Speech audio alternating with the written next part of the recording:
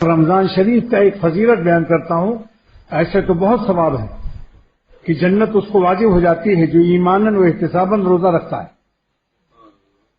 احتساب کا ترجمہ مولانا علی میاں ندوی دامت برکاتہ نے اپنے شیخ مولانا شاہ عبد الرحیم حضرت رائے پوری رحمۃ اللہ علیہ کے حوالے سے بیان کیا تھا کہ احتساباً کے معنی کیا ہے. ثواب کی لالچ رکھتے ہوئے. اللہ والوں کے ترجمے میں کیا مزہ ہے. ایماناً یعنی اللہ پر یقین رکھتے ہوئے، احتساباً ثواب کی لالچ رکھتے ہوئے.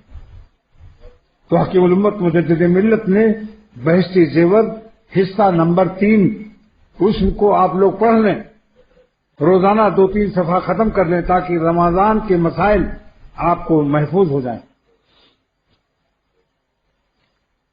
کیونکہ مسائل کا بیان ہمارے بزرگوں نے واعظ میں مسائل کے بیان سے احتیاط کیا ہے. واعظ کا مقصد ہوتا ہے مسائل پر عمل کرنے کا پیٹرول.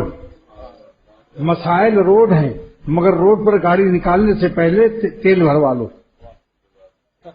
تو فضیلت یہ فرمائی حدیث میں ایسی فضیلت ہے کہ جب حساب کتاب ہوگا قیامت کے دن تو روزے داروں کو اللہ تعالیٰ عرش کے نیچے اپنے عرش کے سائے میں دسترخوان بچھوائیں گے اور روزے دار لوگ وہاں بجائے حساب کی گرمی و پریشانی کے عرش کے سائے میں ان کو دسترخوان پلاؤ بریانی لگے گا. شاندار ضیافت و مہمانی ہوگی اور جس کو سایہ مل جائے گا عرش کا قیامت کے دن اس کا حساب نہیں ہوگا.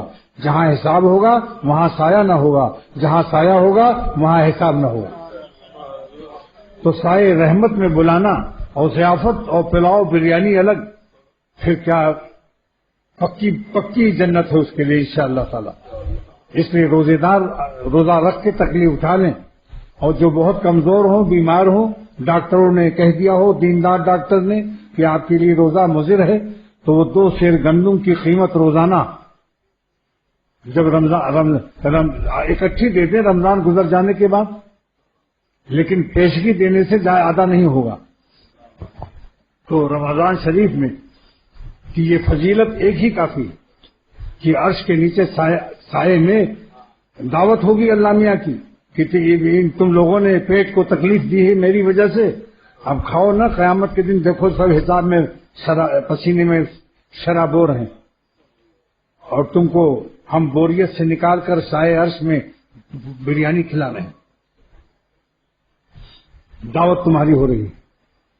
کتنی مبارک ہمت. اللہ تعالی ہمت دے روزے داروں کو 2 مزہ، ایک دنیا میں ایک آخرت میں. افطار کے وقت میں ان کو اتنا مزہ آتا ہے کہ افطاری کے وقت میں روزے دار اور غیر روزے دار کے چہرے سے پہچان لو گے. اگر کوئی روزہ نہیں رکھا پھر بھی ٹھوس رہا ہے کہ یار اب یہ دہی بڑا کون چھوڑے، تو اس کا چہرہ بتا دے گا اس ظالم نے روزہ نہیں رکھا. ایک نور ہوتا ہے، نور روزہ، چہرے پر ایک چمک ہوتی ہے.